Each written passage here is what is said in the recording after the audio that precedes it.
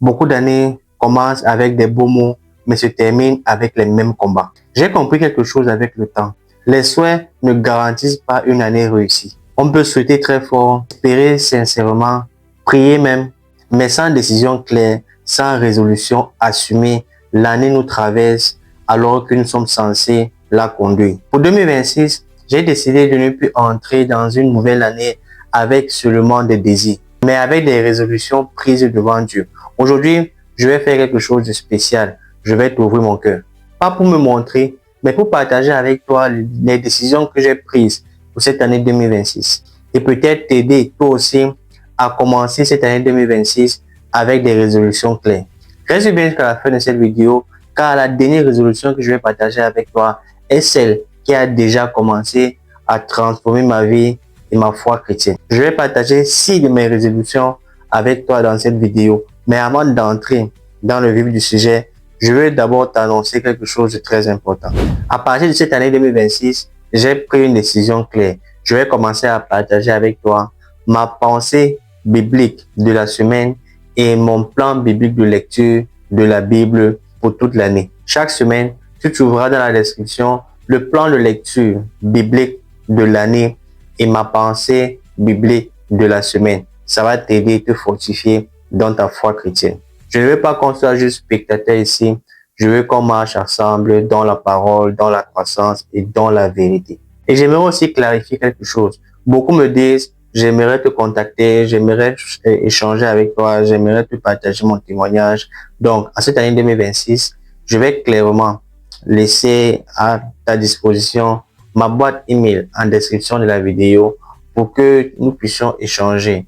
Si tu veux la prière, si tu veux partager ton témoignage, ou tout simplement si tu veux échanger avec moi ce que Dieu est en train de faire dans ta vie. Alors, si tu veux faire partie de ce chemin en 2026, abonne-toi et clique sur la cloche de notification. Sans plus tarder, allons dans les résolutions, dans mes résolutions de cette année. Je crois que tu seras très édifié par ce que tu vas entendre. Ma première résolution pour 2026 concerne ma relation avec la parole de Dieu. J'aime Dieu, mais je dois être honnête. Il y a eu des saisons où ma lecture biblique était irrégulière. Mais Dieu m'a fait comprendre quelque chose de très important. On ne peut pas vouloir une direction claire dans un secteur de notre vie si nous négligeons la source de la clarté. Alors en 2026, j'ai décidé de ne plus avoir une foi basée sur mes émotions, mais une foi basée et enracinée dans la parole de Dieu. Parce que selon moi, une année sans la lecture de la parole de Dieu, c'est une année sans boussole. Ma deuxième résolution, c'est Dieu avant toute autre activité. Il y a des saisons où on fait beaucoup pour Dieu, mais on est peu avec lui.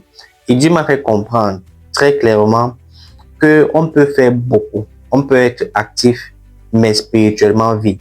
Donc en 2026, j'ai pris la décision de choisir la présence plutôt que la performance. J'ai décidé de faire moins avec Dieu que de faire beaucoup sans lui. La troisième résolution, c'est de me discipliner spirituellement. J'ai compris très rapidement dans ma foi chrétienne que l'inspiration est rare, mais la discipline est fidèle. Il y a eu des jours où je n'avais pas de motivation, j'étais fatigué, mais Dieu m'a fait comprendre que la fidélité n'a pas besoin des émotions. C'est pour cette raison qu'en 2026, je choisis de continuer à faire ce que Dieu attend de moi, de continuer à être discipliné spirituellement, même si je ne ressens rien, même quand je ne ressens rien. Car la fidélité dans la discipline spirituelle est la clé du succès quant à notre croissance spirituelle avec le Seigneur Jésus-Christ. Ma quatrième résolution, c'est une prière vraie et sincère. Beaucoup de fois, nous prions juste pour parler, mais peu pour écouter. C'est pour cette raison que, en cette année, j'ai décidé, sachant que la prière n'est pas un monologue, mais une relation. Pas juste pour parler et pour dire ce que je pense, pour dire ce que je veux, pour dire ce que je souhaite. Non, je veux commencer à écouter Dieu, écouter de lui dans la prière, attendre de lui pour que ma prière soit efficace et vraie et que cette relation se forme et grandisse. Ça va m'aider dans ma foi chrétienne et ça peut également t'aider dans ta foi chrétienne, sachant que tu peux parler, attendre, essayer d'écouter Dieu et recevoir ses instructions pour la suite de ta foi chrétienne. C'est très important. Ma cinquième résolution, c'est d'assumer pleinement mes responsabilités. L'année dernière, j'ai parfois accusé des circonstances, des gens, ou tout simplement douté du timing de Dieu. Et Dieu m'a fait comprendre clairement à la fin de l'année que tant que je fuis mes responsabilités, je retarde ma transformation. Donc, à cette année, j'arrête de me justifier et je décide de grandir, d'assumer mes responsabilités pleinement pour laisser la place à Dieu, de continuer à œuvrer en moi pour me faire devenir ce vase d'honneur dont il a besoin pour l'avancement de son royaume. Ma sixième résolution, c'est une foi qui impacte. En 2026, je ne veux plus d'une foi confortable. Je veux une foi utile. Si Dieu a transformé ma vie, si Dieu m'a restauré, quelqu'un doit bénéficier de cet acte. Donc cette année, je vais être la réponse à la prière de quelqu'un. Si ces résolutions te parlent et te bousculent également à revoir ta vie et ta foi spirituelle, je veux tout simplement que tu likes la vidéo. Ça va beaucoup aider la chaîne à grandir et ça va pousser cette vidéo à être vue par le plus grand nombre de personnes. C'est ta manière à toi de m'encourager et d'aider cette chaîne à impacter plus de personnes.